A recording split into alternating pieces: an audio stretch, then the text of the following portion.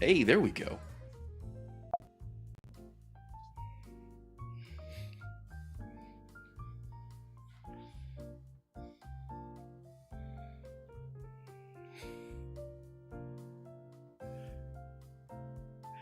Well, that was interesting. Hey, welcome everybody to this week's mic check. It's probably going to be really quiet this for a little too long because this whole we're upping our production. We're changing things up around here, which I think is pretty freaking awesome. By the way, welcome everybody. Today's mic check is going to be entirely focused around bringing these scripts to life, being really human. And I figured the best way to do that is to have an AI write the script. We'll get into exactly why I mean in just a little bit, but let's go ahead and get the cold reads done and out of the way with, starting with Barry as Scientist 1 and James as Scientist 2. So whenever you guys are ready, go ahead and give us our first reads. I can't believe what I'm seeing here. The evidence is undeniable. Reality is a simulation. I know it's mind-blowing, but what do we do with this information? We can use this information to make the world a better place. We can eliminate poverty, disease, and suffering. But what if revealing this information causes chaos and destruction? People may not be ready to handle the truth. Oh, nonsense. We have a moral obligation to use this information for the greater good. We can make this simulation perfect. Yeah, but perfect is subjective. What if your idea of perfection is not the same as someone else's? I understand your concerns, but we have to take a stand. We can't just sit back and do nothing. I agree that we do need to do something, but we have to be careful. The consequences of revealing the truth could be catastrophic. I understand your concerns, but we can't ignore the potential for good here. We need to act and act quickly. I don't know. The potential consequences are too great. We need to think this through more carefully before we make a decision. Time is running out. We need to act now before it's too late. Grr, right at each other. Anyway, so Barry, who's going to be our next Scientist 1? Let's get Leonard in there. All right. And James, who's going to be our next Scientist 2? We'll just go right down the line and go Justin. All right. Whenever you two are ready, go for it.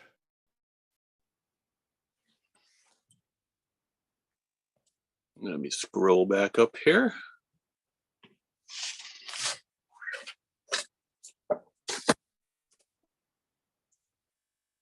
I can't believe what I'm seeing here.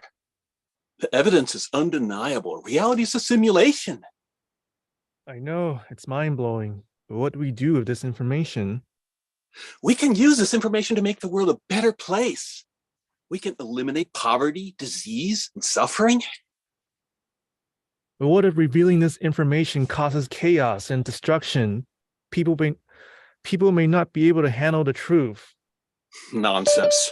We have a moral obligation to use this information for the greater good. We can make the simulation perfect. But perfection is subjective. What if your idea of perfection is not the same as someone else's? I understand your concerns, but we have to take a stand. We can't just sit back and do nothing. I agree we need to do something, but we need to be careful. The consequences of revealing the truth could be catastrophic. I understand your concerns, but we can't ignore the potential for good here. We need to act and act quickly. I don't know. The potential consequences are too great. We need to think this through more carefully before making a decision. Time is running out. We need to act now before it's too late. All right. So, Leonard, who is going to be our next Scientist 1? Let's see. Let's put in Jonathan. Okay, Jonathan is going to be our next Scientist 1. And Justin, who's going to be our next Scientist 2? How about you, Michael? Okay. I can't believe what I'm seeing here. The evidence is undeniably. Our reality is a simulation. I know, it's mind-blowing. But what do we do with this information? We can't use information to make the world a better place. Hold up, we can eliminate. Hold up, so we can like eliminate poverty, suffering. Hold up, so poverty, eye disease, and suffering. But, but what if revealing this information causes chaos and destruction? People may not be able to handle the truth. Nonsense. We have a moral obligation to use information for the greater good. We can make the simulation perfect. But perfect is subjective. What if your idea of perfection is not the same as someone else's? I understand your concerns, but we have to take a stand. We can't just sit back and do nothing. Look, I agree we need to do something, but we need to be careful. The consequences of revealing the truth could be catastrophic. I understand your concerns, but we can't ignore the potential for good here. We need to act and act quickly. Look, I don't know. The potential consequences are too great. We need to think this through more carefully before making a decision. And time is running out. We need to act now before it's too late. All right. Ben, welcome.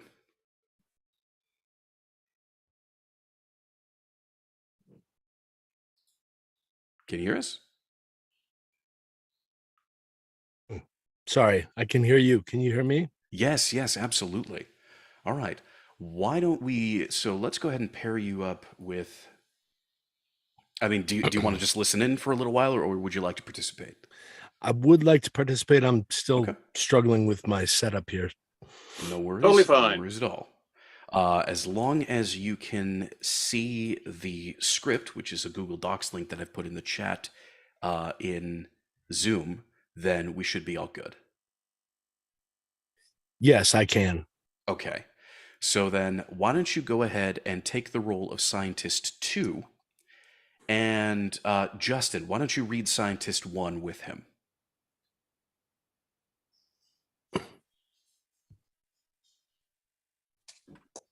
Yeah, sure. Okay. All right. So this is just going to be a cold read. Don't worry about doing it perfectly, and we're not going to do any critiques or feedback right now. This is just as a warm-up. So whenever you guys are ready, go for it. I'm ready when you are. All right. Okay. I can't believe what I'm seeing here. The evidence is undeniable. Reality is a simulation. I know it's mind-blowing, but what do we do with this information? We can use this information to make the world a better place. We can eliminate poverty, disease, and suffering. But what if revealing this information causes chaos and destruction? People may not be able to handle the truth. Nonsense. We have a moral obligation to use this information for the greater good. We can make the simulation perfect. But perfection is subjective. What if your idea of perfection is not the same as someone else's? I understand your concerns, but we have to take a stand. We can't just sit back and do nothing. I agree that we need to do something, but we need to be careful. The consequences of revealing the truth could be catastrophic. I understand your concerns, but we can't ignore the potential for good here. We need to act, and act quickly. I don't know. The potential consequences they're too great. We need to think this through more carefully before making a decision. Time is running out. We need to act now before it's too late.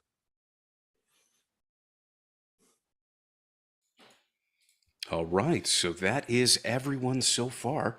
So let's go ahead and talk about the script itself. So my first question generally with scripts is this voiceover or voice under? Now that generally refers to microphone technique. Voiceover script is one where your voice, where you're speaking, is the front and center most important thing for somebody to pay attention to. That's usually the case for things like dubbing and certain kinds of animation and video games, those kinds of things where like you speaking is the number one thing. Whereas voice under is where you actually have to sort of take second stage to images going on screen. So those would be things like A great example of those are like car commercials or phone commercials. Usually product commercials tend to fall under that. It doesn't always work exactly that way. They can be fairly interchangeable. For instance, a character's internal monologue is usually voice under. So going back to the original question though, what does this sound like? Does it sound like voiceover or voice under? What's the mic technique we should be using for this one? VoiceOver. Yeah, that one's pretty straightforward. VoiceOver. You are upfront. You are the character. You are supposed to be grabbing everybody's attention. So now let's go ahead and talk about these characters that we're going to be playing as. So who is Scientist One? What do we know about Scientist One through the text, through some of the director's notes that are there, through any context that we can get? He comes off as very excitable. Maybe not one, maybe a little bit bullish. Someone who likes to take action. Yeah.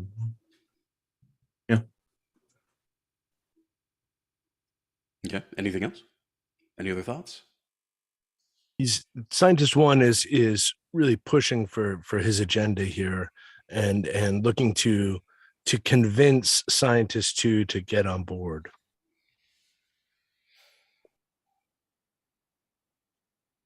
I think Scientist One does not want to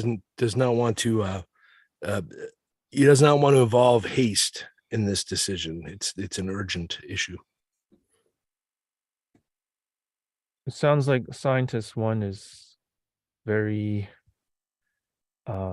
excited about what he's discovered, to the point that Scientist Two is almost just like something in his way just to get this research published, or to have the significant action taken on it. So if we were going to sort of break those bigger descriptions down into single character descriptions, like single words or phrase, or just small phrases, how would we describe it? I think ideological might be one of them. I don't know. What do you guys think? I honestly think he's a little vain. I think he says all this stuff like we're doing it all for the greater good, but I think in reality it's like, yeah, but we're gonna get we're gonna get everything. I'm gonna get everything I want. Who gives a shit about doing research? we got this. Like, okay, this is our time. This goes way beyond publishing papers or anything. It's right.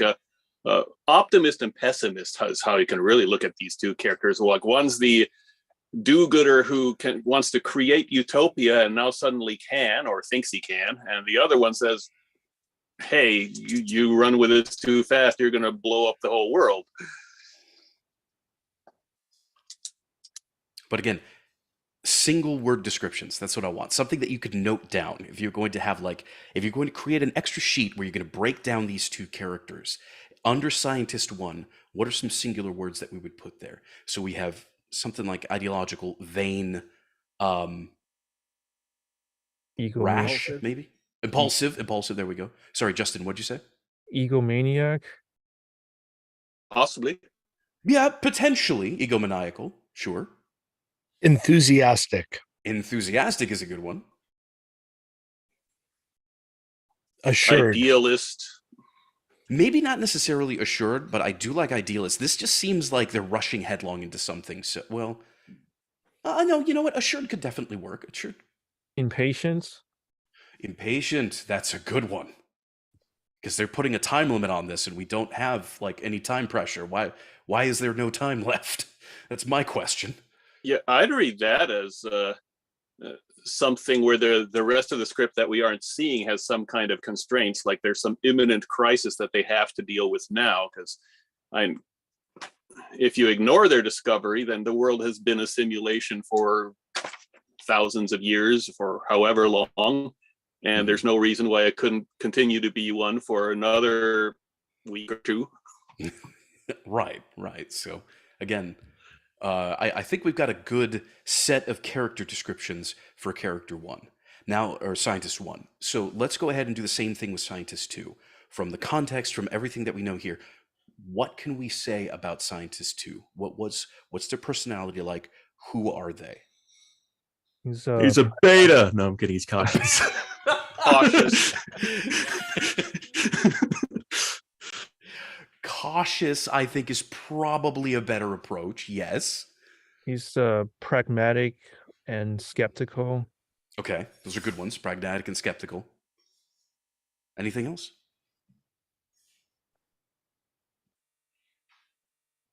This might be a little odd. I see him as being older, because older people have seen more about how things can go wrong. Okay, so maybe to not lock people into a specific kind of read, how about wise? You think that might fit? That might be a good term instead of older, because I think maybe experienced. Experienced, that's probably better. Yeah, experienced. Yes, I'm also going to say that he's wise or not remains to be seen. Yeah, because maybe in contrast, the first person's maybe a little wide-eyed, right? Yeah, a little bit wide-eyed enthusiast. Oh, sorry, Jonathan. What did you say, Jonathan? Okay, so I say that he's like pessimistic. Yeah, maybe. I concerned. Yeah, concerned, I think, is probably a little bit better of a term than pessimistic. Because they don't outright say that, no, we don't want to, scientist doesn't say, no, we don't want to, do nothing with this. But yeah, I think concerned is probably a better approach to that. They seem to be conscientious. He sees the potential for how things could go very badly wrong. Right. I think he has an appreciation for what he's looking at. Right. The gravity of it. Maybe he might be more of a realist. He's not a pessimist. Realist. Yes, that's a good one. That is a good one. So now that we've got some character descriptions for each of these, what can we tell about their relationship? How should we be reacting to one another with what's going on?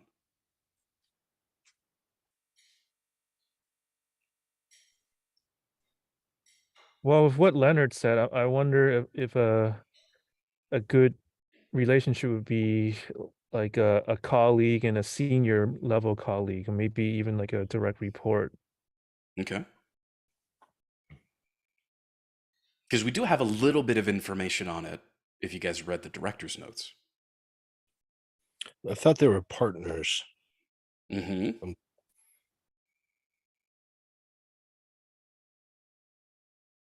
Well, so it says that the scientists 1 and 2 have been working together for years at a top secret research facility on the outskirts of civilization. They are known for their groundbreaking work, but their relationship has been strained lately. So there's already, before we even start this scene, there's already some bad blood between the two of them. There's always some history, some disagreements. And clearly it's because one scientist feels generally one way about their discoveries, and another scientist feels generally another way about the discoveries. And I think that with the clear delineation of their personalities here, it's pretty easy to tell that there's immediately going to be some headbutting going on. And I think that's how we should probably approach this, with an immediate assumption that we're not going to be on the same page. We're going to be professional, but we're not going to be on the same page.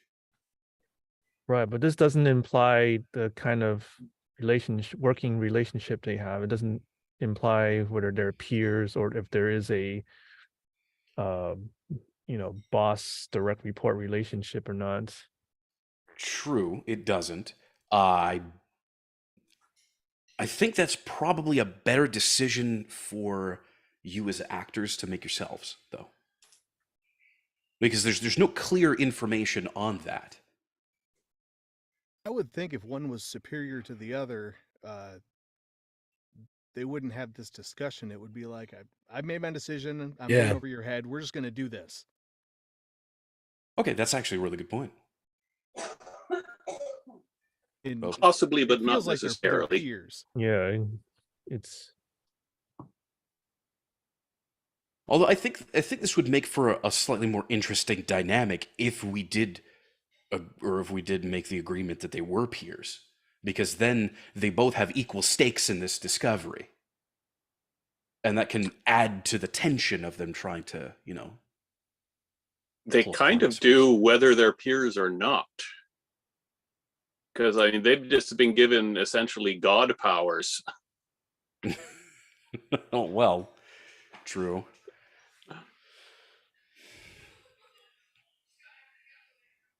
Okay, I'm going to leave that decision up to you guys. However, I think you should have a pre-delivery discussion on how you want the relationship to be: superior to subordinate, or peers. However you want to do that, I think that either one of those could work fine, and they could really add to it. So, more importantly than that, though, what I want to talk about is the emotional roller coaster, the kind of emotional flow and ride that we need to go on. So, yes, this script was entirely AI generated. It's up to us to make it sound human. So, the best way to do that is to interject the right kinds of emotions in the right places to make it sound like an actual, real discussion between two human beings. Sure, there's some weird situational stuff going on here, but we're humans. It's a lot more interesting for us to listen to somebody who is emotionally invested in what they're saying, where they go on a little bit of an adventure, a little emotional journey, so to speak. So let's talk about Scientist One's emotional journey. Where do they start? Where do they go? How does their emotion change? And how is that communicated through the script?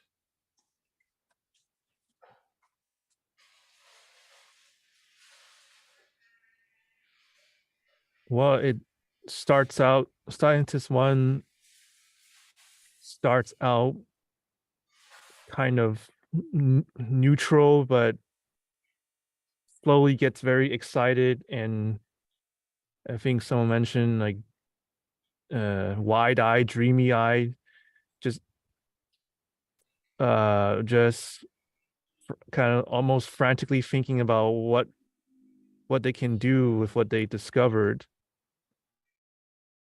and wanting to move very quickly.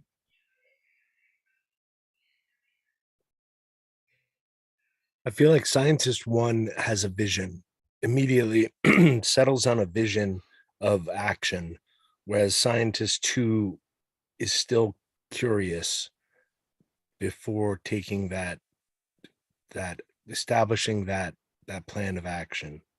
Mm-hmm. But so just to sort of refocus in on this, I'm asking about the emotions that Scientist One seems to be feeling. Where do they start? Where does that go to? And where do they end up? I think I at see it first as. you want me? I see it as. Yeah, you go ahead. Okay, thanks. Sorry. Yeah, Discord. All right, Barry, then Leonard. Barry, go. All right. So yeah, I think at first, Scientist One starts off very excited. I think, you go all the way up to we have the moral obligation. I think this is when he starts kind of breaking down arguments to be like, this is the right thing to do. Then I start to see a little bit of passive aggression is what I read, is like, he keeps saying we, but I think a lot of times he's just like, you are sitting back and doing nothing. You're holding me back. That's kind of what I read.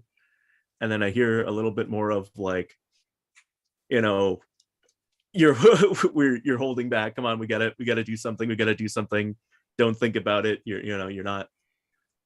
And then because the other thing I noticed is that like we can make this simulation perfect. He's really, I think there is like a self-assuredness of that. He's like, we've got this. And he feels threatened when the other guy keeps saying it's as if he's like stopping at his dream. Well, we don't know yet. He's like, no, dude, we got this. Like, we got this. And we got this. Stop being so stop being such a baby about it. We got this. Don't be such a baby about it, man. Come on. No, so then one word description. How would you describe where Scientist One starts? Excited. Okay. Yeah. Then where does excited go to? What does that move to? What's the next step? I want to say threatened a little bit, or like he feels defensive. Yeah. Hesitant. Okay. I would actually start Scientist One as astounded and then very quickly move to excited. That's a really good point. I think we need to start off strong. Yeah. Yeah, and he starts with, I can't believe what I'm seeing here. And that comes before getting excited. Yeah. It's a little bewilderment. Whatever. Yeah, sure. Yeah, maybe some bewilderment, some shock, some awe, something like that. And then it goes to... Excited. Yeah, then it goes to excited, and from Okay. excited it gets to being frustrated because Frustrated. scientist 2 is not on board. So, okay, I think that's a really good general emotional journey that we can use here. So scientist 1 starts awestruck, then excited, then frustrated. So that's our emotional journey there for scientist 1. Now let's talk about scientist 2. What is their emotional journey? Where do they start? Where does that move to? And where does it end off at?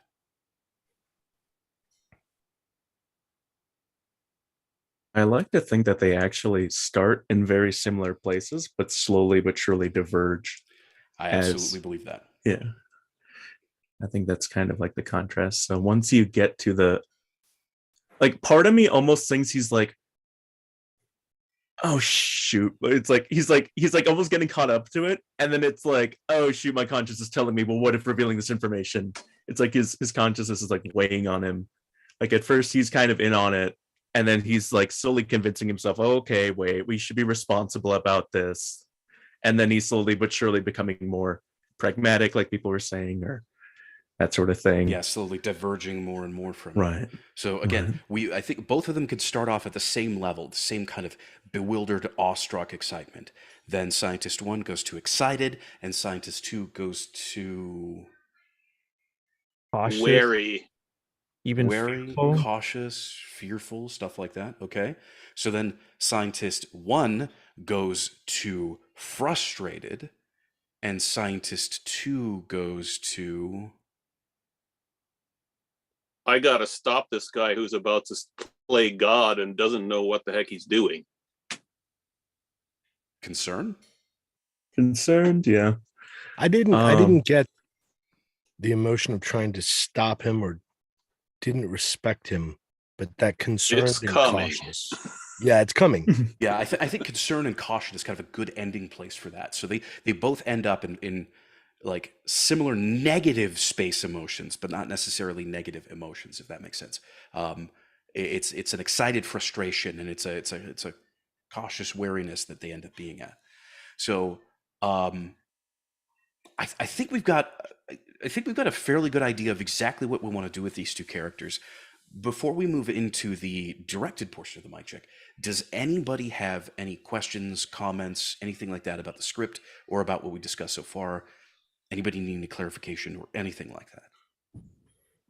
I do have something here. Okay.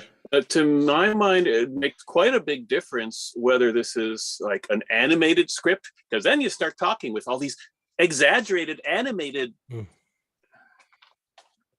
in exaggerated animated ways, or if it's like a live action thing where they could potentially be more genuine. Well, this is specifically written as a voiceover script, so take that how you will. Maybe this is an excerpt from a video game, so it could be, you know, an animated scene that actually is supposed to be reflecting something more serious and grounded and down to earth. And not everything that's animated also requires those really heavily stylized types of reads that we'll hear in anime dubbing and the like. So I think we can safely assume, I'll just put that out there, we can safely assume that this is going to be a more grounded and realistic approach. My one offering I'd like to put forth to all of you is feel free to take time with your lines. Really feel what's going on here. Communicate those emotions. We need to see the shock, the excitement, the caution, the frustration, and the trepidation. We need to feel all of that from you, because again, that is what gives us that's the value that we bring to scripts. I should say. I should state that differently. We bring that life, we bring that humanity to the script. So let's take your time with it. Don't feel rushed. Anything else?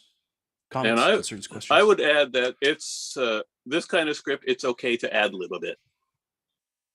Yeah. I think I don't know if we've run into any script so far where it hasn't been. Scripts that you could pretty much guarantee it's not super okay to ad-lib on are audiobooks, but Everything else, it's Medical. fairly open. It's fairly open. Yeah, you do have instructional stuff that you shouldn't ad lib on, because a lot of that is run through the paper pushers. You got to be real careful not to piss the wrong people off with those. But in general, most scripts are pretty open to you adding your own interpretation to a few things here or there. So I think we've had a good amount of discussion. Again, just fishing for any last questions, comments, concerns, anything at all. Cool, let's do it. All right, jumping to the directed portion, we're going to start with Barry and James. Barry is Scientist 1, James is Scientist 2. Whenever you guys are ready, go for it. Okay. I can't believe what I'm seeing here. The evidence is undeniable. Reality is a simulation.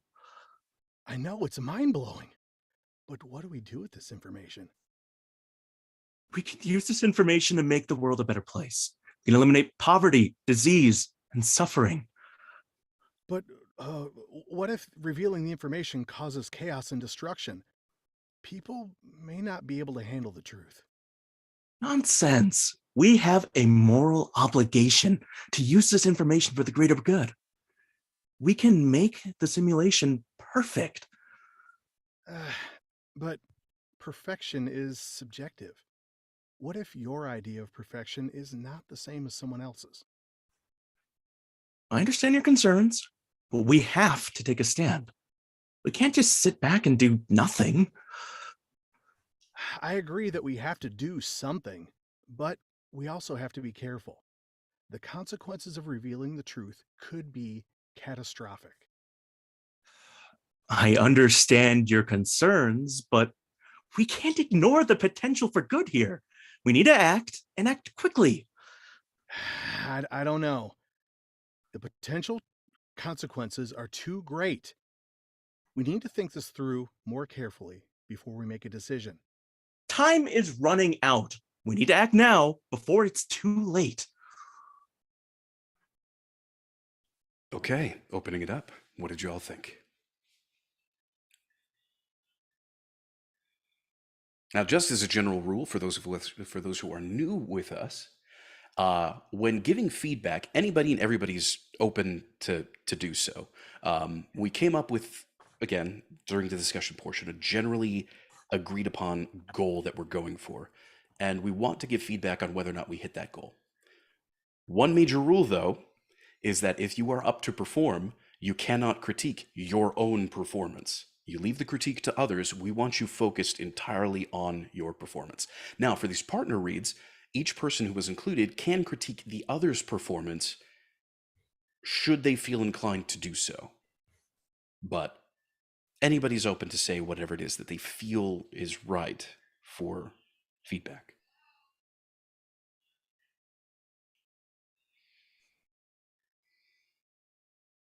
I thought for the most part it was a really good first read. I feel with Barry in particular, I got the emotional arc. There were a couple spots where the characterization felt like it slipped a little bit, but I'll really save any more substantive critiques for read 2. Okay, anybody else? I thought that Scientist 1 and 2 were not totally aligned in their awestruck nature in the first lines.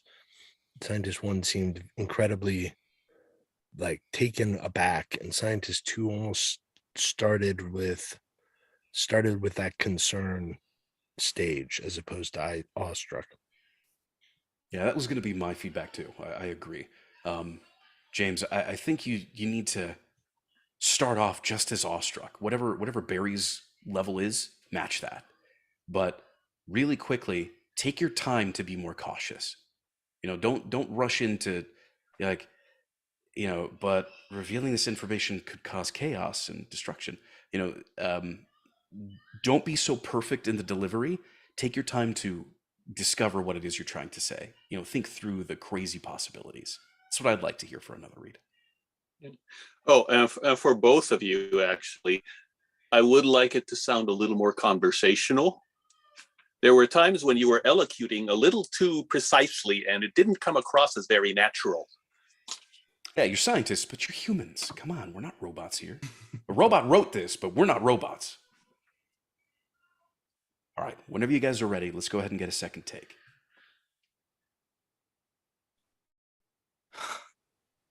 I can't believe what I'm saying here. The evidence is undeniable. Reality is a simulation. I know. It's mind-blowing. But what do we do with this information? We can use this information to make the world a better place. We can eliminate poverty, disease, and suffering. But what if revealing this information causes chaos and destruction? People may not be able to handle the truth. Nonsense. We have a moral obligation to use this information for the greater good. We can make the simulation perfect. But perfection is subjective. What if your idea of perfection is not the same as someone else's? I understand your concerns, but we have to take a stand. We can't just sit back and do nothing. I agree that we do need to do something, but we do need to be careful. The consequences of revealing the truth could be catastrophic. I understand your concerns, but we can't ignore the potential for good here. We need to act, and act quickly. I don't know. The potential consequences are too great. We need to think this through more carefully before making a decision. Time is running out. We need to act now before it's too late. Okay. Opening it up, take two. What did everybody think? It definitely sounded more conversational this time. For scientists too, I thought there was an awkward pause for the truth could be catastrophic on the first read, but it was more buttoned up on this second read.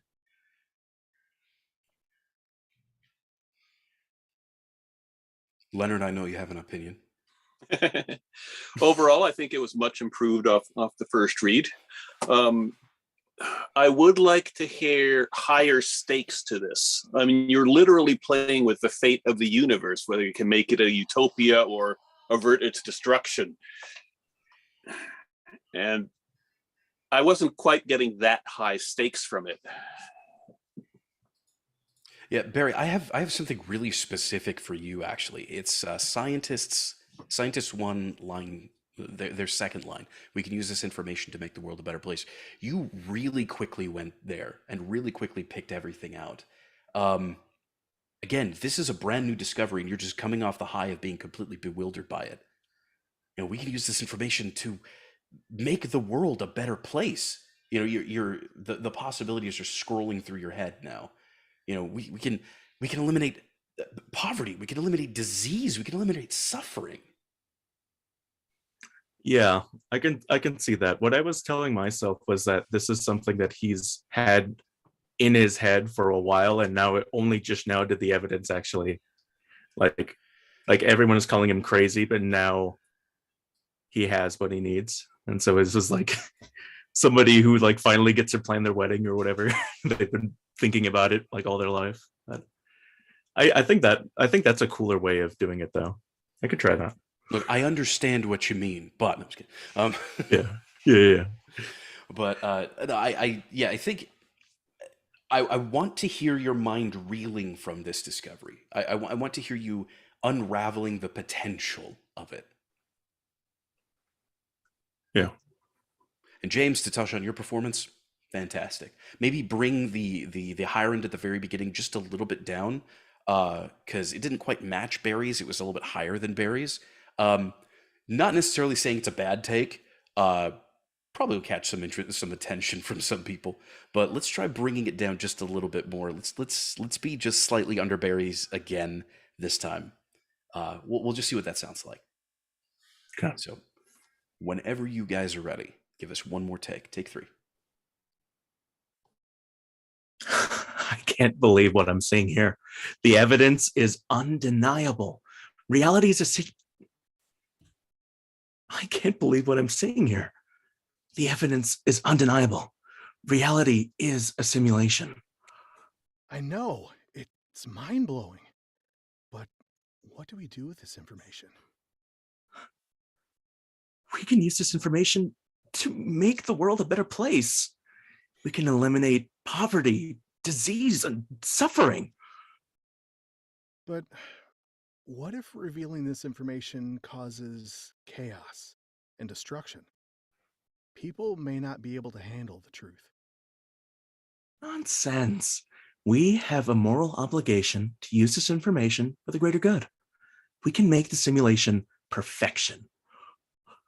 But perfection is subjective.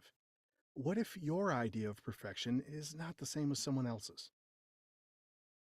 I understand your concerns, but we have to take a stand. We can't just sit back and do nothing. I agree that we have to do something, but we need to be careful. The consequences of revealing the truth could be catastrophic. I understand your concerns, but we can't ignore the potential for good here.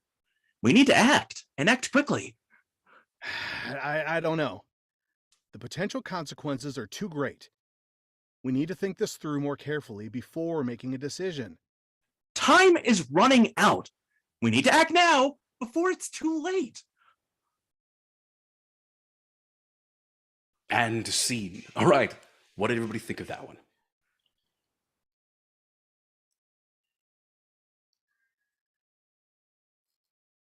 Okay, well, if nobody's going to say anything, I'll start. I thought that was really, really solid. You guys really had a good handle on the emotional journey your characters needed to go through. And in certain points, you communicated like the main shift in emotions and in that delivery really, really well. It was just really solidly delivered from beginning to end. That one was right on the money. But mine's not the only opinion, so we're gonna open it up. I think your direction helped a little bit. It helped me like get more into the scene. I think, or it's like he wasn't just like off to the races. It was just like, you know, he was like thinking it through in real time, like you said. So it felt more lived. It definitely sounded a lot more lived. And again, Right. you were the one who applied the direction, so good on you. Yeah. Yeah. I feel like Scientist 2 was lacking conviction. And we didn't really talk about this before when we talked about the emotional journey and it was concern and caution. But his his concern and caution was not built on a solid foundation. And when I had read it initially, and I'm going back and forth in my mind, but my initial read was that he's very convinced that the caution needs to be there. And that was the one note that I had. Okay, so you were looking for more conviction out of Scientist 2. That's right. Okay. I could see that. Yeah, I mean, Scientist 1 is about to get totally reckless with the fate of the universe. You gotta have some feeling about, hey, we gotta deal with this guy before he goes crazy. It did admittedly feel a little bit like this dude was still here, and then I'm just getting big for some reason. Yeah, Barry was definitely more on the animated side, where James was more on the live action realist kind of side, which isn't necessarily a problem with either one, but I'm not quite sure they totally matched. Okay. So then let's just do this, because I think we have a great start to it. I don't think you'd need to redo the first half. So let's start from Scientist's one line about halfway down, starting with, I understand your concerns, but we have to take a stand. Okay. So James, with your Scientist 2, I want you to have equal conviction, but in your caution. Like, just really be convicted that no, you're rushing too headlong into this. This could be huge, and this could cause massive problems. So, like, really, I really want to hear that conviction. So, whenever you guys are ready, from I understand your concerns, but we have to take a stand through to the end. I understand your concerns, but we have to take a stand. We can't just sit here and do nothing. I agree that we need to do something, but we need to be careful. The consequences of revealing the truth could be catastrophic. I understand your concerns, but we can't ignore the potential for good here. We need to act, and act quickly. I don't know. The potential consequences are too great. We need to think this through more carefully before making a decision. Time is running out. We need to act now before it's too late. Yeah, I felt that matched conviction. What did you all think? Do you think that James hit it this time? I do. I feel like there was a power mismatch sort of in the prior read, and I really think they kind of came to the same level there as far as who's the decider, and it's evenly split. Right. Anything else? Okay, cool. I think you guys did absolutely excellent in those roles. Yeah. So now let's go ahead and do a roll, or let's go ahead and do a read where both of you swap. So James, you're going to be Scientist 1 with all of the bluster and excitement, and Barry, you're going to be Scientist 2, being the stick in the mud sort of deal. Whenever you guys are ready. I can't believe what I'm seeing here. The evidence is undeniable. Reality is a simulation. I know, it's mind-blowing. But what do we do with this information? We could use this information to make the world a better place. We can eliminate poverty, disease, and suffering. But what if revealing this information causes chaos and destruction? People may not be able to handle the truth. Nonsense. We have a moral obligation to use this information for the greater good. We can make the simulation perfect. But perfection is subjective. What if your idea of perfection is not the same as someone else's? I understand your concerns, but we have to take a stand. We can't just sit back and do nothing. I agree that we need to do something, but we need to be careful. The consequences of revealing the truth could be catastrophic. I understand your concerns, but we can't ignore the potential for good here. We need to act, and act quickly. I don't know. The potential consequences are too great. We need to think this through more carefully before making a decision. Time is running out. We need to act now before it's too late. Okay, opening it up. What are your thoughts? Wow, that was great. That was really great. For the first time reading those other parts, I felt like there was a lot of synergy in in that power that we had talked about, in the energy matching in the beginning from the awestruck. I thought that was really good. Okay. I do have some feedback. I'm wondering if anybody else, though, might be thinking along the same lines as me. Any other thoughts, input, anything? It did feel a little bit reedy to me at the start, but it improved as it went along.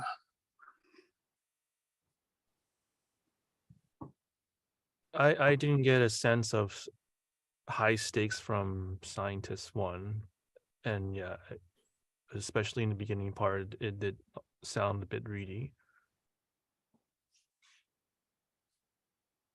Okay. My issue was more with Barry, your Scientist 2. Again, it didn't come off that you had the exact same, but the matching but opposite conviction that Scientist 1 did. Okay. It seemed like you were more just like dull and droll about the whole thing. I don't know. The potential consequences are too great. 2 is much harder than 1. I'll just say that. Yes, yeah. Two definitely takes some work. Take some work. But this is the challenge. I love challenging scripts. So, if you need to give yourself a lead in before your first lines, go for it. Just a little something to get yourself in the scene and in the mood. Please do so. But let's go ahead, start it from the top. And again, really lean into feeling awestruck about the discovery at the beginning. And Barry, really lean into that conviction of caution as you go through to the end. Okay. I can't believe what I'm seeing here. The evidence is undeniable. Reality is a simulation. I know. It's mind-blowing. But what do we do with this information? We could use this information to make the world a better place. We can eliminate poverty, disease, and suffering. But what if revealing this information causes chaos and destruction? People may not be able to handle the truth. Nonsense. We have a moral obligation to this information. Nonsense. We have a moral obligation to use this information for the greater good. We can make the simulation perfect. But perfection is subjective. What if your idea of perfection is not the same as someone else's? I understand your concerns, but we have to take a stand. We can't just sit back and do nothing. I agree that we need to do something, but we need to be careful. The consequences of revealing the truth could be catastrophic. I understand your concerns, but we can't ignore the potential for good here. We need to act and act quickly. I don't know. The potential consequences are too great. We need to think this through more carefully before making a decision. Time is running out. We need to act now before it's too late. Okay, opening it up. What did you all think?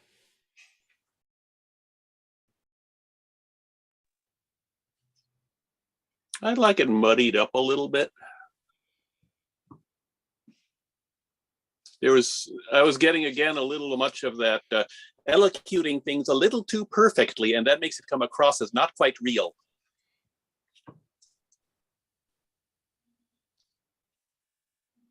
You know, you could, speaking of ad-libbing a little bit in these, if you do happen to flub up on a line, that could be an opportunity to play out some of that frustration.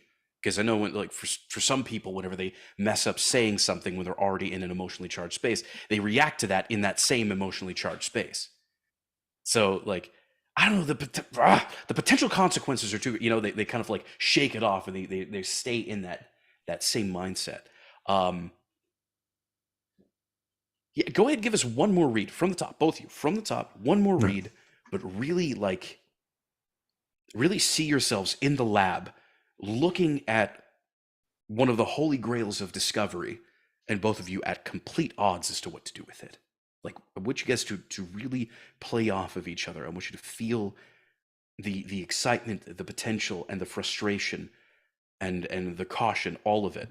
Like, let's just get really into that. However you guys want to do that, from the top. Yeah, from both of you, I would like to see an attitude of, you're a smart guy. Why can't you see the implications of this? Okay. All right.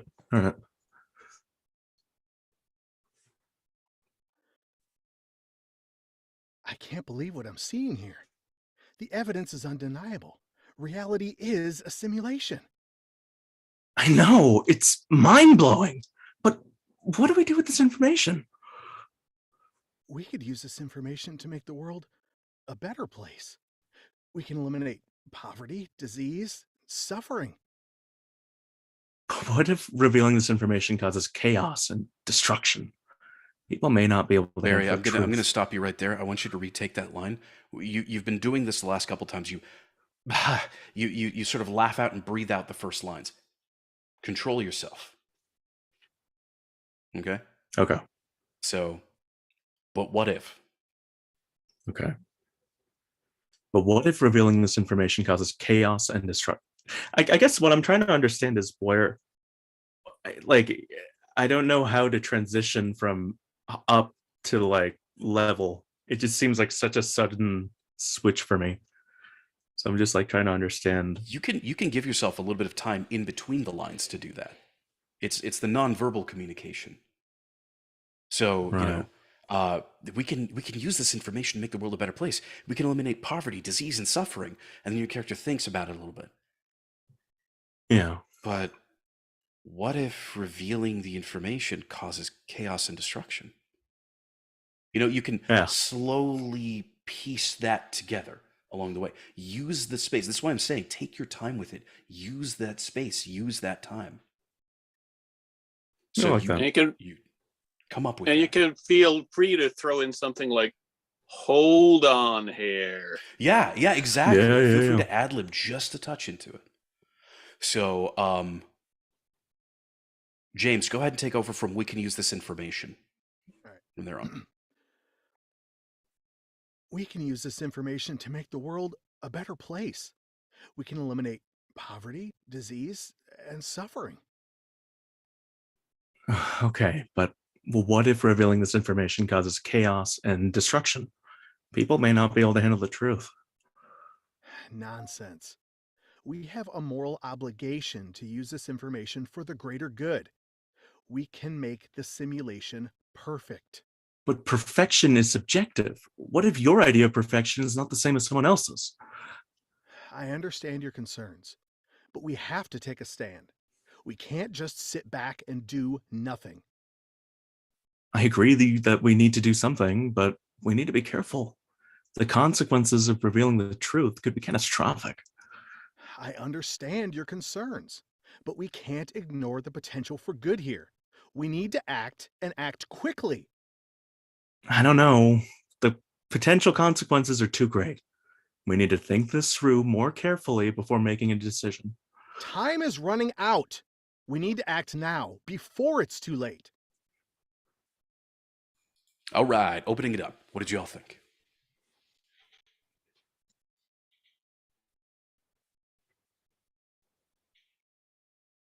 Okay, good chat. I think Barry was stuck in the same spot that I was at the end, where he wasn't matching that high stakes. He was doing this. It's a hard one because he's the voice of reason, and it's hard for the voice of reason to get excited. Right. No. I now suddenly I have like another. I want to try that last part one more time. Then do it. Go for it. Where did you want to start from? Actually, I have something to throw in there too. This is just what popped into my head, so take it or leave it. But I was wondering, what would this sound like if Scientist 2 is Scientist 1's dad? I don't know if I want to go. I kind of want to just go with what I just came up with. Well, yeah. So let's. Yeah, Barry, where do you want to start from? I want. Let me start from I understand your concerns, but I just want to start from when we kind of start the. Okay, I understand your concerns, but we have to take a stand. Yeah. Okay. All right. Go for it. Let's hear what you got, Barry. Okay. I understand your concerns, but we have to take a stand. We can't just sit back and do nothing. I agree that we need to do something, but we need to be careful. The consequences of revealing the truth could be catastrophic. I understand your concerns, but we can't ignore the potential for good here. We need to act and act quickly. I don't know. The potential consequences are too great. We need to think this through more carefully before making a decision. Time is running out. We need to act now before it's too late. Okay. And what did y'all think of that one? I think that was the best so far in this role switch. Definitely got the sense of the stakes in this one. Yeah, I think the characters were both playing off each other better in this read than in the prior ones. So that was good to hear. Yeah, this is the first time I was seeing it as like he's kind of getting frustrated. That's what I tried to lean with. Like, it's not just I don't know, like indecisive. He's more just like I don't know, like shut up. Well, it turned out great. Like I think that matching or that energy match really worked out this time. Equal but opposite energy match there is really what adds that human element to it. Yeah, I think you guys did a fantastic job with this one. And for the interest of time in being able to get to everybody, let's go ahead and move along, because I think that was a really great switch up of the emotional range you were going for, Barry. And I really feel that that worked. And James, of course, you just knocked it out of the park. I have nothing else to say. You did good. So moving right along. Leonard, you're going to be our next scientist 1, and Justin, you're our next scientist 2. Whenever you guys are ready, go for it.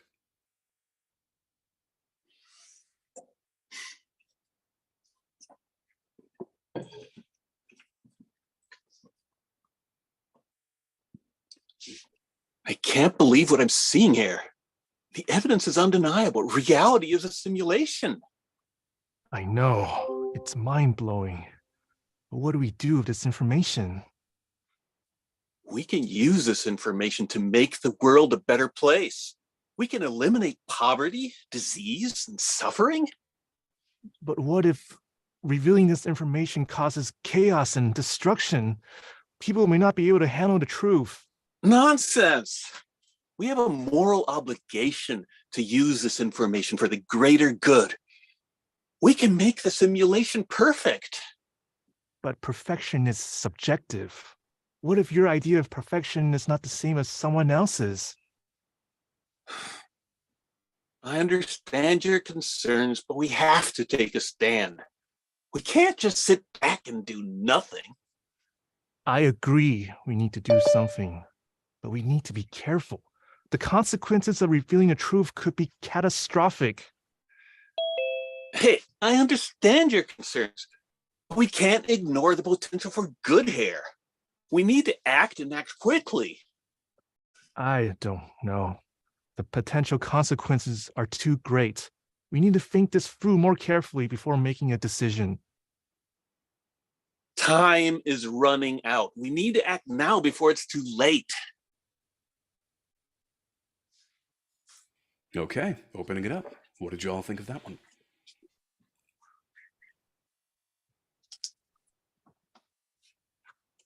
I think it warmed up towards the second half when you were getting the argument, because I think Leonard was falling a little bit too much in the same emotive space. It was just very kind of a samey read of just kind of similar to what he was saying to us. We can eliminate poverty, disease, and suffering. And it was just that the entire time, and then it like changed. Okay, that was good. It's hard for me to say if Scientist 2 gave enough of a pronounced change from line to line. I think maybe it's just like there's just not enough of a clear change.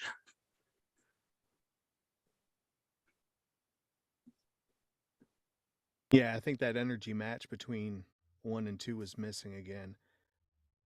And that the first line of Scientist 2, I think the emphasis was on the word information. What do we do with this information? And it feels off kilter, like it should be. But what do we do with this information? We already know it's information, but what's the action? It felt off just in the emphasis.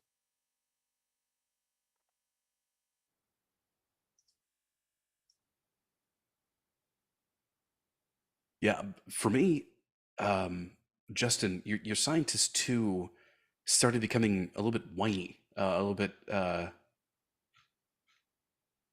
almost complainy in the middle rather than cautious. I'd like to hear you be convicted of your ideas. Like the bad, the caution is a good idea. That's the way you're approaching. You should be approaching these lines for Scientist 1, or sorry, Scientist 2. But what if revealing this information causes chaos and destruction? People may not be able to handle the truth. Again, you need to be convicted in your caution. That's what I want to hear out of Scientist 2. And yet, Leonard, from your Scientist 1, this was really, really highly animated and very excited from right off the bat. a good amount of excitement right at the very beginning is good, but I want you to bring it down into more realistic, less highly animated range, and more of just a, come on, don't you see? Why aren't you getting it? You're trying to get through to them. You're trying to get through to scientists too, and you just can't understand their mental block. Okay. So before we go into another take, anybody have any other thoughts, opinions, ideas? Cool. Whenever you guys are ready, from the top, go for it.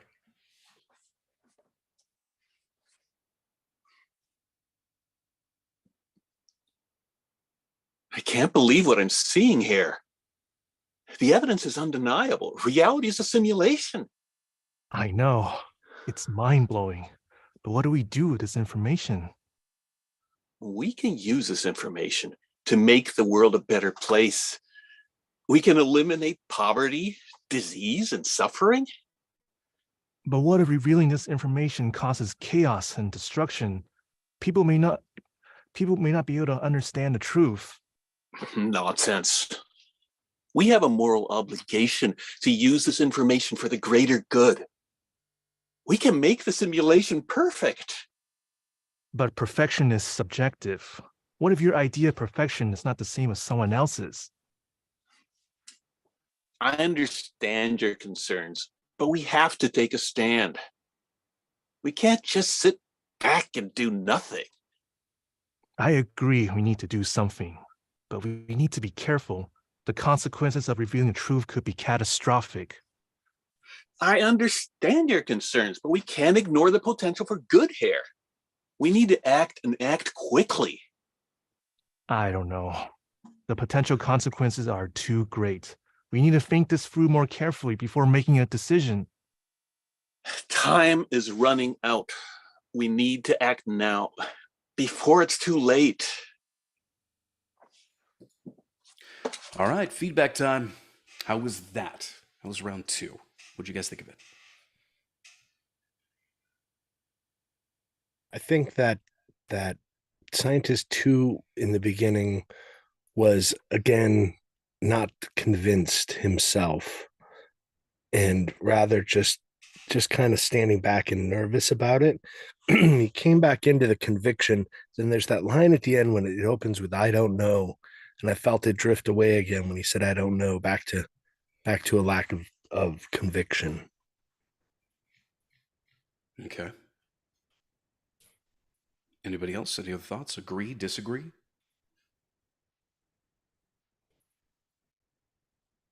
Yeah, I would agree with that. That it seems like with when you're playing 2, you've got to go push it more excitable than you think it needs to be because it's such a voice of reason. It feels like it falls flatter than what you want it to, just because the text is so.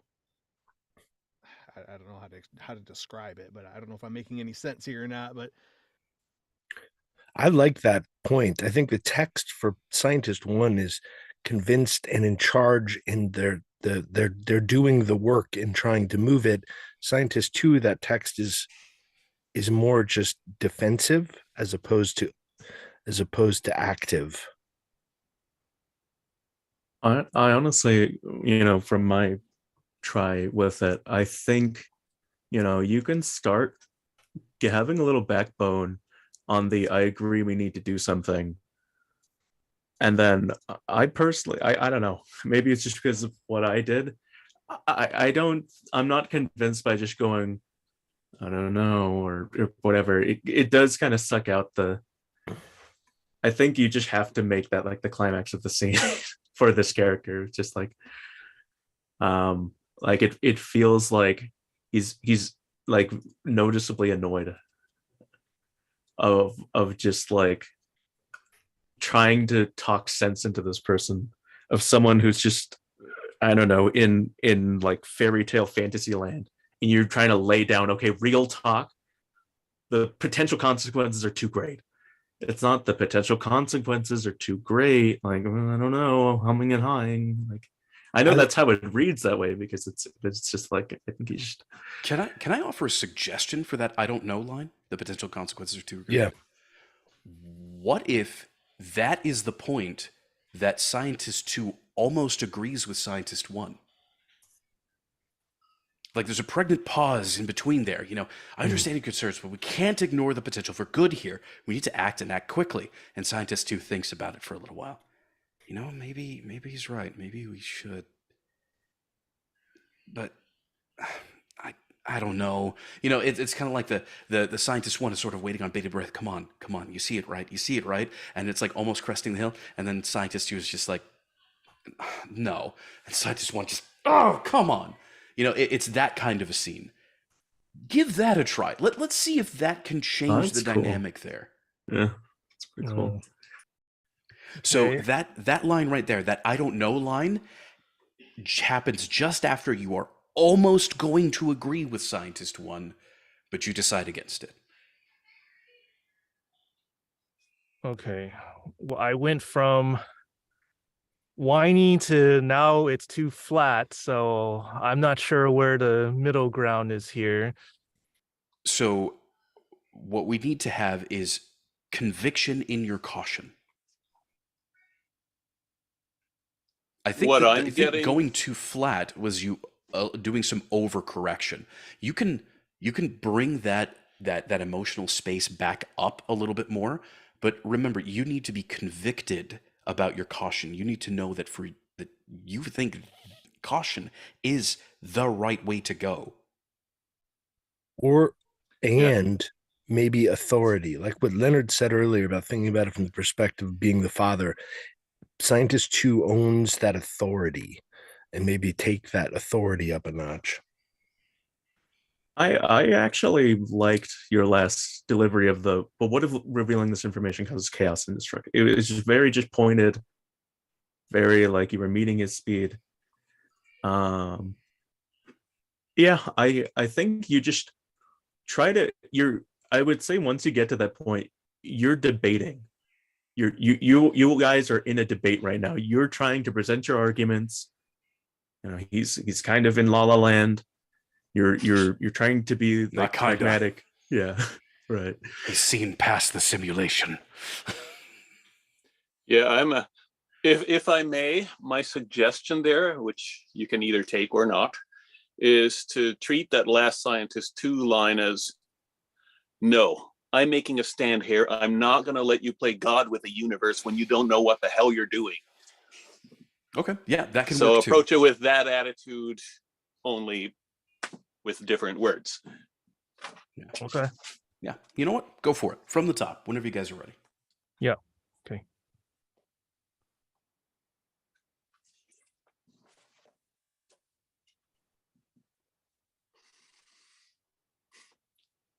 I can't believe what I'm seeing here. The evidence is undeniable. Reality is a simulation. I know. It's mind-blowing. But what do we do with this information? We can use this information to make the world a better place. We can eliminate poverty, disease, and suffering. But what if revealing this information causes chaos and destruction? People may not be able to handle the truth. Nonsense. We have a moral obligation to use this information for the greater good. We can make the simulation perfect. But perfection is subjective. What if your idea of perfection is not the same as someone else's? I understand your concerns, but we have to take a stand. We can't just sit back and do nothing. I agree we need to do something, but we need to be careful. The consequences of revealing the truth could be catastrophic. I understand your concerns, but we can't ignore the potential for good here. We need to act and act quickly. I don't know. The potential consequences are too great. We need to think this through more carefully before making a decision. Time is running out. We need to act now before it's too late. All right, opening it up. How was that one? I thought that was great. I think Justin really owned that conviction. I really did. And almost felt like he was putting Scientist 2 was putting Scientist 1 into a desperate position. you feel desperate in the reaction to that conviction at the end. Cool. And especially, I don't know if you intentionally went with like the little voice cracky stuff, but yeah, I think that definitely delivers to that, where there's a sense of like, yeah. And I also thought that last line for a while, I wasn't really jiving with the delivery, but now I think you nailed it. It felt a lot more natural. Before it was kind of feeling like you were breaking up the last couple words in very weird stanzas, but now it felt good. I think I was really happy hearing the I agree we need to do something. And I think I think you went with your own approach for the I don't know, but there was a sort of frankness, a sort of like, it was almost like you were getting real instead of reaching his level. You stayed the path, and he kept kind of going bigger and bigger and bigger, and it like worked because everyone else kept trying to like match, but this was sort of like, I'm not going to stoop to your level. Yeah. It gave this like vibe of, I know what I'm saying is right. You're not going to get me to crack. I know what I'm saying. Like, I thought the I don't know line, that was the first time I've heard it delivered like that. I thought that was a real pivot in I don't know, not being I don't know, but just it's more I don't know about what scientist one you're saying, as opposed to I just don't know what to do. That pivot, I really liked it. Yeah, and it sounded like the I don't know wasn't pointed at scientist one. It was like it was an internal, like, Yeah. you were talking to yourself. So it made it more, sounded a lot more real. Yeah, overall, that was a really, really, really solid performance. Really solid. So I think we're going to go ahead and swap you guys up. Leonard, you're scientist 2. Okay. Justin, you're scientist 1. Whenever you two are ready, from the top. Okay. Whoa. I can't believe what I'm seeing here. The evidence is undeniable. Reality is a simulation. I know, it's mind-blowing. But what do we do with this information? What do we do? We can use this information to make the world a better place. We can eliminate poverty, disease, and suffering. But what if revealing this information causes chaos and destruction? People may not be able to handle the truth. Nonsense. We have a moral obligation to use this information for the greater good. We can make the simulation perfect. But perfection is subjective. What if your idea of perfection is not the same as someone else's? I understand your concerns, but we have to take a stand. We can't just sit back and do nothing. Oh, look, I agree. We need to do something, but we need to be careful. The consequences of revealing the truth could be catastrophic. I understand your concerns, but we can't ignore the potential for good here. We need to act and act quickly. I don't know. The potential consequences are too great. We need to think this through more carefully before making a decision. Time is running out. We need to act now before it's too late.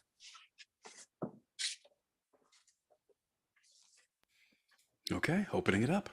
How was the swapped deliveries this time? yeah, Justin was bringing the sass. I was hearing it. That was great. It was like as soon as I heard the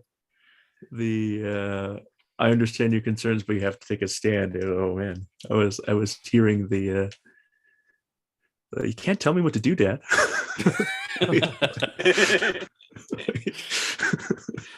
You took the whole scientist 2 is scientist 1's dad direction to heart. I liked that, and then yeah, Leonard, I liked the I think it sounded natural. Is what I would say. I think it sounded really natural.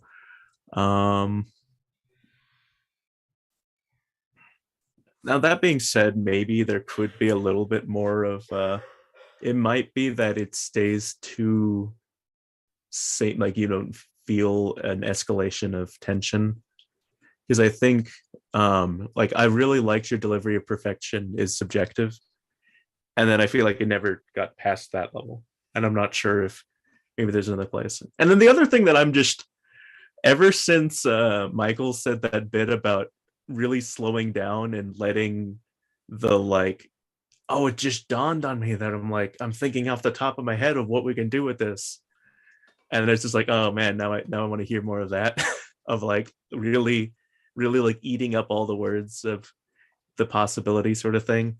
And then I think that the problem with the transition between we can use this information to make the world a better place and the but what if revealing information is that there's this switch, but because there's like this, it's almost like you guys start fighting too quickly if you make it like this thing where you read both straight, you know what I mean? And so like I feel like it's harder to feel like I think to that point you can start seeing the conflict of interest if you see them slowly but surely. Like you need to see them diverging from the same path. It just seems like you guys are together and then suddenly separating, and I think there's like something there. Okay, so the conflict is ramping up too quickly. Yeah, okay. Possibly. Yeah, I think so. Okay. That being said, it's interesting because I think nonsense and that sort of thing, those parts need to feel a little bit like they are getting combative. Like those are the first signs that you're getting kind of favored about it. So I think maybe if the beginning just maybe needs to be paced a little bit slower, and then it's like as you're transitioning into the fight, it can speed up a little bit more and get more climactic. But yeah, I feel like it's like okay, the middle needs to be modified a little bit. I like where it ends up, and I like how it starts, but the middle can maybe be a little bit cleaned up. I think that's probably the bottom line. Okay, I'm a little unclear on what cleaned up means. I think what he's trying to communicate is that you need to ramp into your disagreement slower. Like you need to take more time to develop the disagreement. And I can see where he's coming from on that, because I see a lot of matching energy right at the very beginning. Oh man, I used the word. Okay, it's too late. A lot of matching energy right at the very beginning. So first like 4 lines, fairly similar. It's starting to diverge, but you need to develop the divergence a little bit more. So, but what if revealing this information causes chaos and destruction?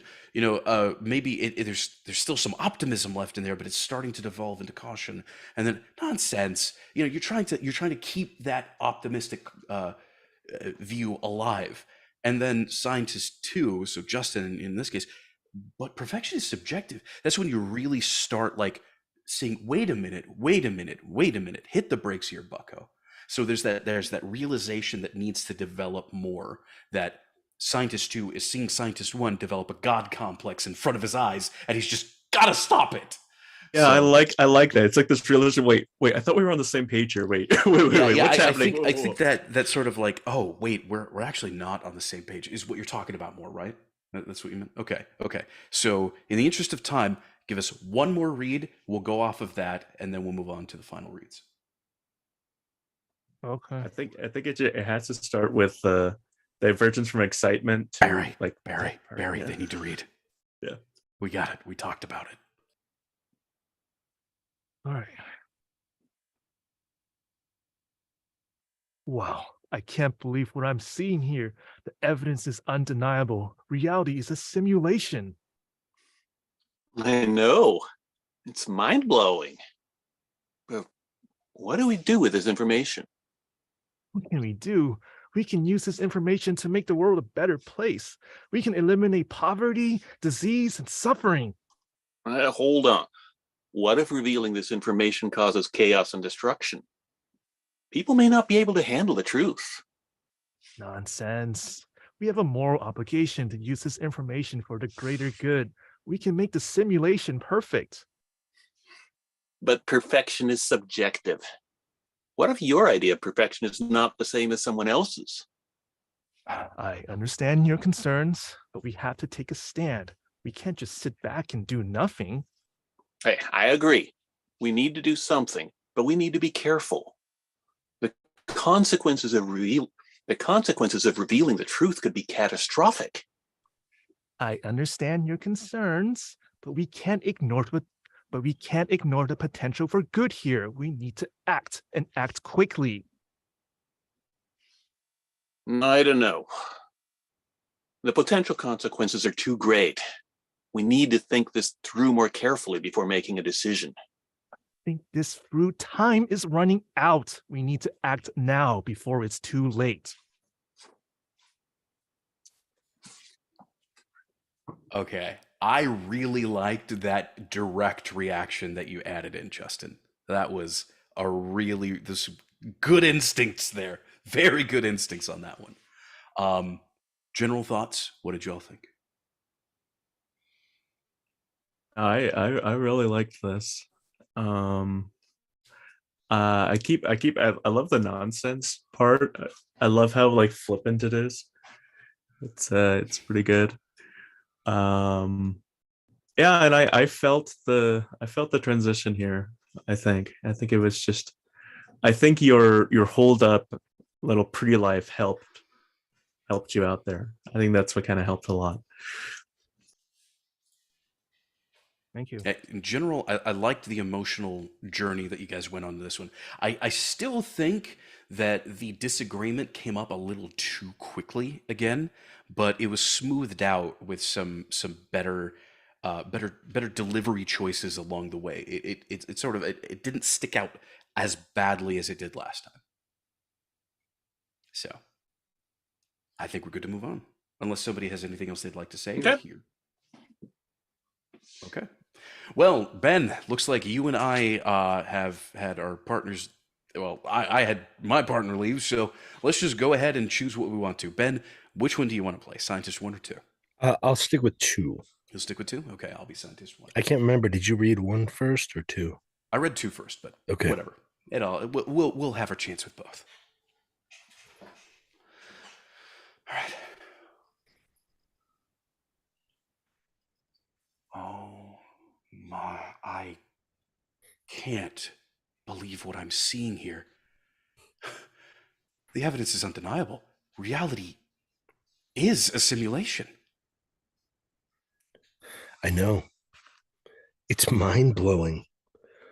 But what do we do with this information? Well, we can use this information to make the world a better place. We can eliminate poverty, disease, suffering. But what if revealing this information causes chaos and destruction? People may not be able to handle the truth. Nonsense. We have a moral obligation to use this information for the greater good. We can make the simulation perfect. But perfection is subjective. What if your idea of perfection is not the same as somebody else's? I understand your concerns, but we have to take a stand. We can't just sit back and do nothing. I agree that we need to do something, but we need to be careful. The consequences of revealing the truth could be catastrophic. Okay, I understand your concerns, but we can't ignore the potential for good here. We need to act, and act quickly. I don't know. No, the potential consequences are too great. We need to think this through more carefully before making a decision. Oh, come on. Look, time is running out. We need to act now before it's too late. Okay, opening it up. What did y'all think? Man, like Ben, just in general, the beginning was just the pacing. You guys were meeting each other like deliberately. I could hear the slowdown, and you guys were matching each other at that. You guys were like keeping each other accountable. There was this sense of like, one person was like rushing and making the other person feel awkward, like they need to quicken the pace, and that was good. I think the problem is that as Michael started to do that, I like the little ad-libs of just being like he's almost like laughing, like this is ridiculous. He's on the verge of laughter, and then I just think that Ben maybe played it a little bit too straight towards the end. But I think all the way up until that, there was this really good chemistry, and like you guys were reading off of each other really well. So I think it's just sort of transitioning to the end, making sure that scientist 2 it feels like he needs to fight more for his position. Like I feel like he starts off well enough, but yeah.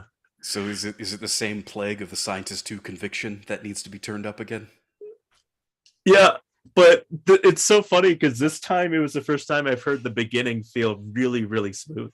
Like it felt really in sync, where at other times I would feel like it would be like blah, blah, blah, blah, blah. It's like, we're gonna be in poverty, whoa. And then yeah, I don't know. So now it felt like there was this it didn't, because whereas sometimes with the direction people would start really slow and then it would go back to the same speed that they were delivering the other part, and it was like, whoa, what's going on? But you guys held at that same speed, because Michael, you started off like very, very, like a lot slower than I think most of the other people did it. There was like that sort of dawning on you. You're playing a little bit more with, you were like kind of mincing the words a little bit, making a little bit of the oohs and the ahs. And so, you were selling it, and in return, Ben wasn't downplaying you by like running through it. So there was like this nice organic, it felt like the scene was unraveling instead of just like, we're off to the races. Here's the concept, we're off to the races. It felt like there was this organic, the scene was developing. Okay. Any with the particular realizations changes, like any specific changes you'd like to hear with the read 2? Yeah, I mean, I just mainly, I guess it's the conviction thing towards the end. Scientist 2 needs to want it more, I guess. Yeah. It's either they need to want it more, or they need to like say that things are bad or things are they're getting annoyed that they're not being listened to, and they feel like they have to, something like that. Okay. I would like to encourage Ben to be a little more playful with your lines, like almost like try to make a point of ad-libbing something, change some word, change something in each line to make it your own. Okay. Anything else? Yeah, for me, I didn't like the pauses that much, like the way for Scientist 1, the part with make the simulation perfect, and then there's like another part where you pause a long time. I didn't feel that sounded natural. I also felt the conflict could be ramped up a little earlier, and it seemed like the real conflict was towards the last 2-3 lines.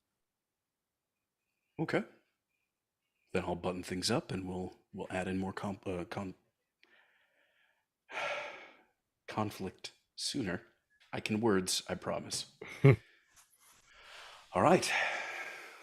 Well, let's do this. Let's do it. Oh my gosh. I can't believe what I'm seeing here. The evidence is undeniable. The reality is a simulation. I know. It's blowing my mind. But what do we do with this information? Well, we can use this information to make the world a better place. We can eliminate poverty, disease, suffering. But what if revealing this information causes chaos and destruction? People may not be able to handle the truth. Nonsense. We have a moral obligation to use this information for the greater good. We can make the simulation perfect. But perfection is subjective. What if your idea of perfection is not the same as everyone else's? I understand your concerns, but we have to take a stand. We can't just sit back and do nothing. Oh, I agree. We've got to do something, but we need to be careful. The consequences of revealing the truth could be catastrophic. I understand your concerns, but we can't ignore the potential for good here. We need to act, and act quickly. I don't know. The potential consequences are too great. We need to think this through more carefully before making a decision. Time is running out. We need to act now before it's too late.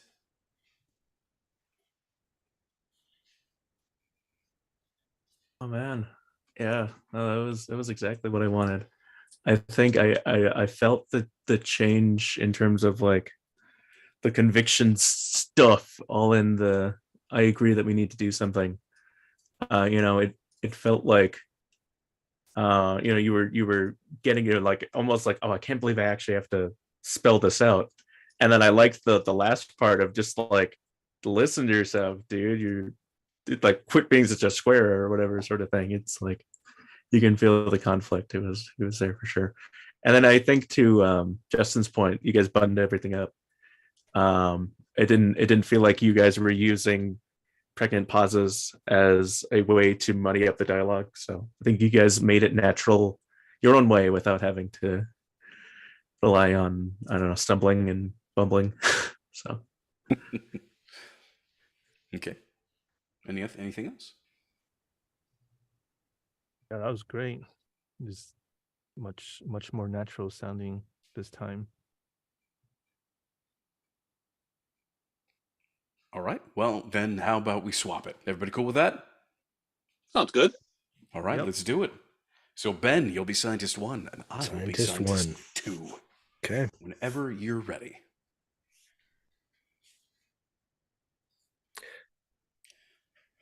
I can't believe what I'm seeing here. The evidence is undeniable. Reality is a simulation. I know it's mind-blowing, but what do we do with this information? We can use this information to make the world a better place. We can eliminate poverty, disease, and suffering. Okay, but what if revealing this information causes chaos and destruction? People may not be able to handle the truth. Nonsense. We have a moral obligation to use this information for the greater good. We can make the simulation perfect. But perfection is subjective. What if your idea of perfection is not the same as someone else's? I understand your concerns, but we have to take a stand. We can't just sit back and do nothing.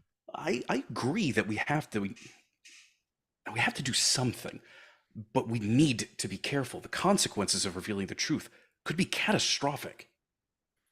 I'm hearing you, but we can't ignore the potential for good here. We need to act and act quickly. Look, I don't know. The potential consequences are just too great. We need to think this through more carefully before making a decision. Time is running out. We need to act now before it's too late. Okay, opening it up. What did y'all think? ooh, I liked that last delivery of that line. That was interesting. I think other people were approaching it with trying to like spit out the lines as quickly as possible, but this was like it's do or die, we have to do this, time is running out. I think that was super cool. I like that.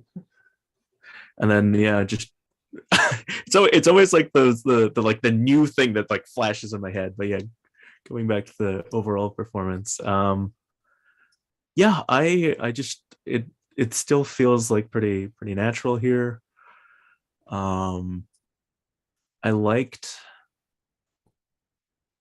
the I like it felt I felt that transition to even the perfection is subjective sort of thing. I felt like you, Michael, you were going more with that. You were kind of on his side for a little while, and then I can feel the change in like it played off well. It played off well, the sort of indecision, but then you can see both sides were defined. But I did feel like you didn't play your hand as quickly as some other reads, which was good. Anything else? Through this whole read and all of your reads, actually, I've been reminded of something we tried in the mic check once, like years ago, and I'm tempted to ask for it here again, where in this case, Ben, don't look at the words, don't look at the script. I'm Michael, you read the script, because otherwise it'll go too off lines, like too off kilter. But then just deliver what you know the line that they're supposed to say, and don't worry the least bit about the wording of it, to the point where you're not even looking at the script, because we've read this through and heard it often enough so you know more or less what your character is going to say. I'm wide open to give that a shot. We might end up with something pretty ugly, but I mean, I already was hearing. I was It's actually possible. going to say, like, this would be one of those times where it'd be like, okay, easy with the ad-lib, right? There's always at first it's like, okay, you're completely adding a new line. That's cool. You know what? Why not? Let's give that a shot. Fun. Let's see how that works.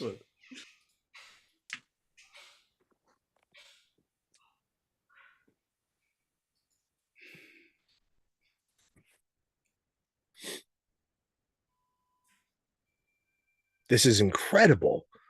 Do you see this? Do you see what we're seeing here? This evidence is undeniable. I know, it's mind-blowing, but what do we do with this information? This information can allow us to make the world a better place. We can eliminate everything that causes pain in our world: disease, suffering, crime. Yeah, but what if revealing the information causes chaos and destruction? I mean, people may not be able to handle the truth. That doesn't matter. We have an obligation. We can solve the world's problems now if we act. Right, but what somebody might call a problem, you may not see it that way. How do we reconcile that? What?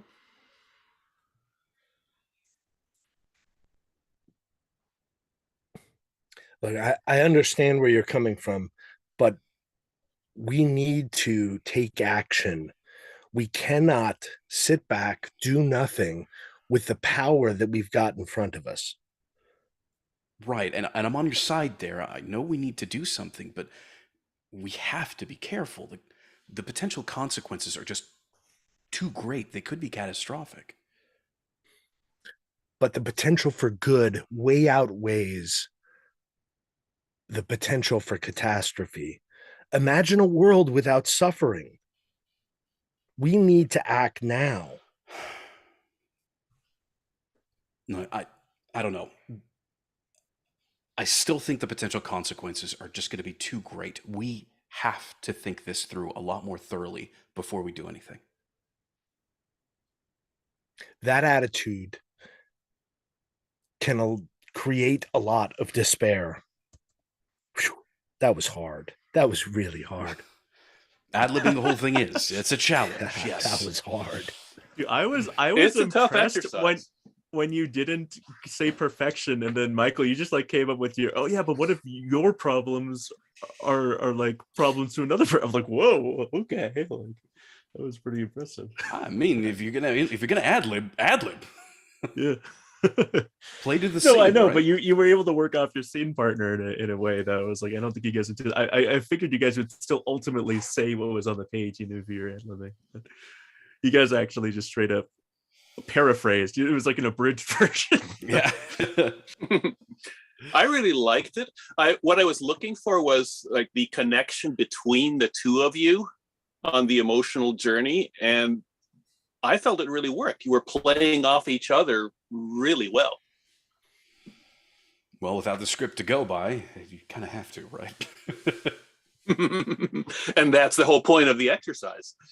I know we're not supposed to critique ourselves, but for me, all I could do was play off Michael because I couldn't remember what the thesis of each line was, right? I couldn't remember this is the line where I needed to do this or that. I only could play off of him and get to the conclusion, sort of. It's okay. That wasn't self-critique. That was an observation, but you're skirting the line there, mister. Yeah. Well, what I'm curious about there actually is, how do you feel about this exercise? Like, do you feel it was useful? So are you asking me? Are you asking Ben, or just both of us in general? Both of you, really. Okay. Well, Ben, what did you feel about the exercise?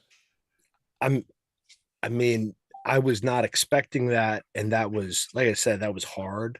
I wasn't prepared. My initial reaction is, I don't know the script well enough. I don't know this material. I don't know the point. But I also am excited by challenges like that. So, it was a real loop, but it gave me some insight when I'm not looking at the page. All of the stuff that I don't know was really present in front of my mind, if that makes any sense at all. So it was just a very different experience trying to connect then with Michael.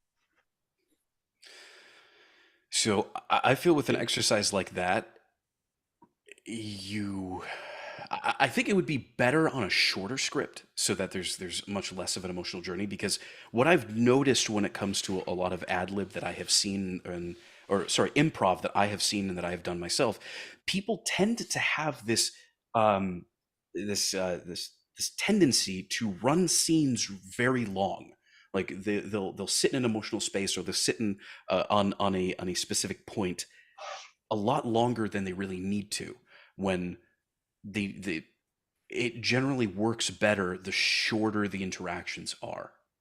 So I think that would need to be used with caution. I like that you brought it up, and I'm not saying that that it wasn't, something useful here, but I think it does need to be approached with caution in the future, depending on who it is, because we wouldn't want somebody to feel, because the longer a scene goes, the more unsure the person may feel about themselves and exactly where it is that they're going. So it could be more undue pressure than it might be worth. But I think to that point, like, it lets people not feel like they're confined to the words on the page. Maybe, you guys didn't like the "I don't know" that much, so fill in what you think it should be, right? I guess there's this time that. The writer that we're offending is literally AI, right? We're not.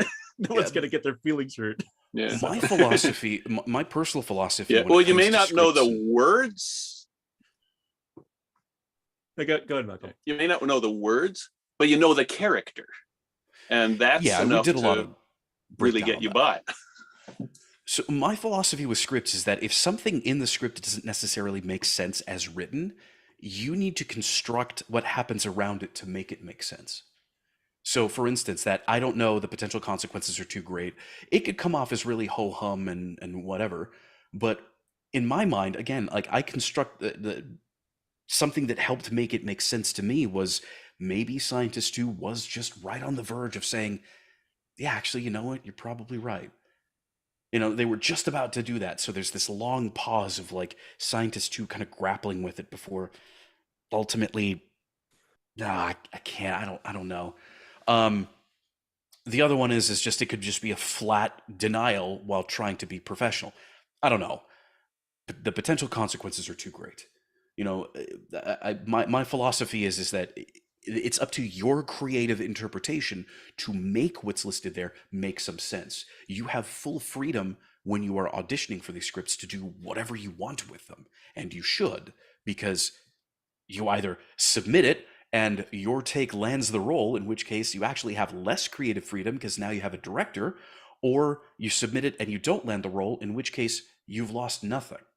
So you have full creative control over what happens there, and bridging the lines of the script together is part of that full creative control.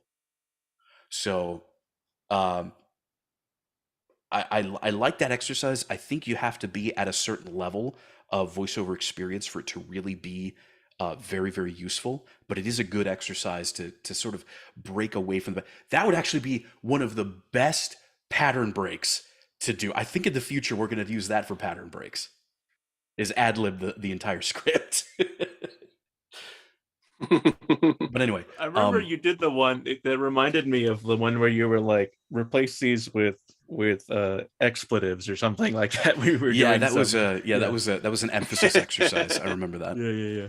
But let's go ahead. How about we do one last read, top to bottom.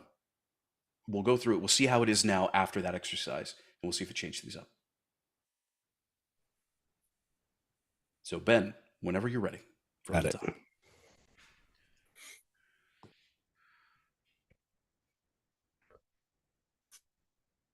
I can't believe what we're seeing here. The evidence is undeniable. Reality is a simulation. I know it's mind-blowing, but what do we do with this information? We can use this information to make the world a better place. We can eliminate poverty, disease, and suffering. Yeah, okay, but what if revealing this information causes chaos and destruction? I mean, people may not be able to handle the truth. No. We have a moral obligation to use this information for the greater good. We can make this simulation perfect. But perfection is subjective. What if your idea of perfection is not the same as someone else's? I understand your concerns, but we have to take a stand. We cannot just sit back and do nothing. I agree that we need to do something, but we need to be careful. The consequences of revealing the truth could be catastrophic. I'm hearing you, but we can't ignore the potential for good here. We need to act and act quickly. Like, I don't know. The potential consequences are just too great. We need to think this through more carefully before making a decision. But time is running out. We need to act now before it's too late. Okay, so after that exercise and everything, how was that one?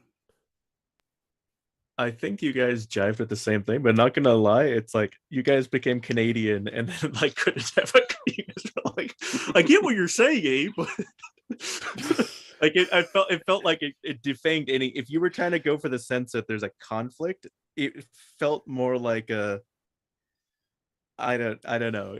You guys were surprisingly encouraging of each other, which was like surprisingly wholesome. It was like wholesome, not like this. It's wholesome. It was just you guys went with that vibe, but you guys also kept that vibe. Like neither of you started escalating it suddenly, so it was like fine. It was just like if the purpose of the script was to have you two butting heads, it was more like you even said, "I understand your point of view."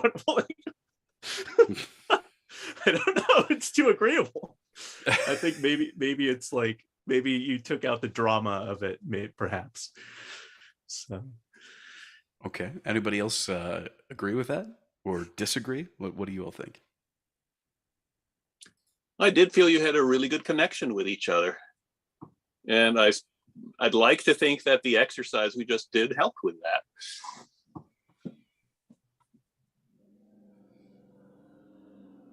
Okay. Anything else? All right. Just to skirt the line and offer an observation, I know, but I felt during this one, I don't know if it was because it was just focusing on that connection, but I felt like I had a responsibility as scientist one to yield authority to scientist two. I like to connect there to grant that authority as opposed to trying to take it, which that character is kind of doing, trying to convince. oh well, then in that case, you entirely didn't want to push back, so you actually just went with it. Which I think that might be that situation where you need to be in agreement with Michael, but your characters don't need to be in agreement, and then maybe that's like taking the premise too far. You don't have to have scientist one kind of say, actually I'm respectful of your field, because it's like I guess that's kind of boring. I guess people want to see people fighting for what they want, because then it makes it seem like, oh, it's not that big a deal, it's just ungodly horrific power, it's fine. It's just the fate of the universe, no big deal. Yeah, it's I understand. Like I get it. I think we just got to put our big boy pants on and. All right, now put on your thinking caps before we rush into this. But anyway, we're gonna go ahead and wrap up the broadcasted portion of the mic check now. That does not mean that the meeting is over. So if you want to keep hanging out, we still have one more person to get to. But again, like I said, broadcast is going over. You know where everything is down below. Go ahead and let us know what you thought as well. And we'll talk to you next week. Take care, everybody.